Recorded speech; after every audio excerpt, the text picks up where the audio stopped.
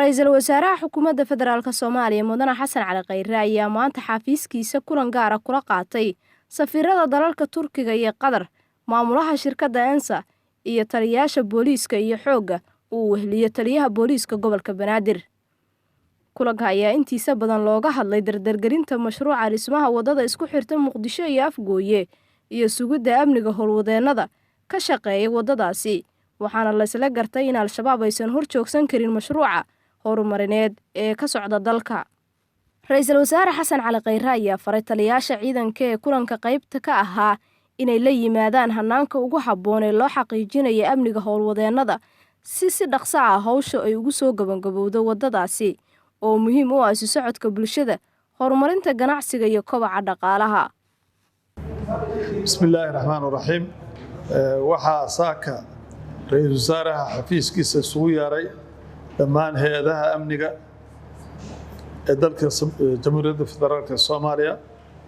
Waxaanu laga wada hadlayay dardargelinta iyo daryeelka iyo horumarinta shaqada ka socota wadada Afgooye iyo Xamar isku xirta oo ay gacanta ku hayaan dowladda walaalaha ee Turkiga ah sidii loo dhameystiri lahaa loona ammaankoodana loo sugi lahaa shaqaalaha ka shaqeynaya wadadaas.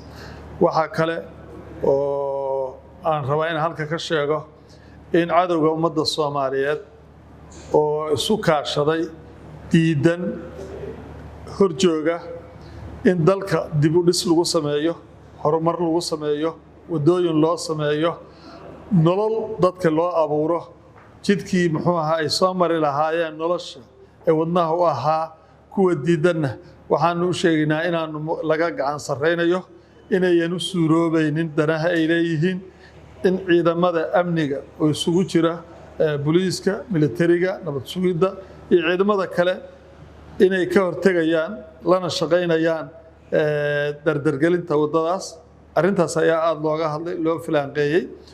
Safiirada dalalka Turkiga iyo Qatar ayaa Ra'iisul Wasaaraha ku bogaadiyay dadaalkiisa ku aadan badqabka howlwadeennada shaqada ku jira iyo kamira dhalinta mashruuca dhismaha wadada xiriirisa Muqdisho iyo Afgooye. Sanduuqa horumarinta Qatar ayaa meel mariyay mashruuca dhismaha wadada xiriirisa Muqdisho iyo Afgooye oo dhismihiisa ay fulinayso shirkadda ENSA ee laga leeyahay dalka Turkiga.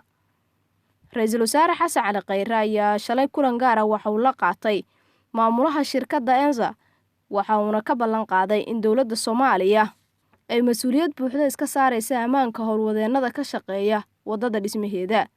Nafisa Xirsi Maxamuud, Universal TV, Muqdisho.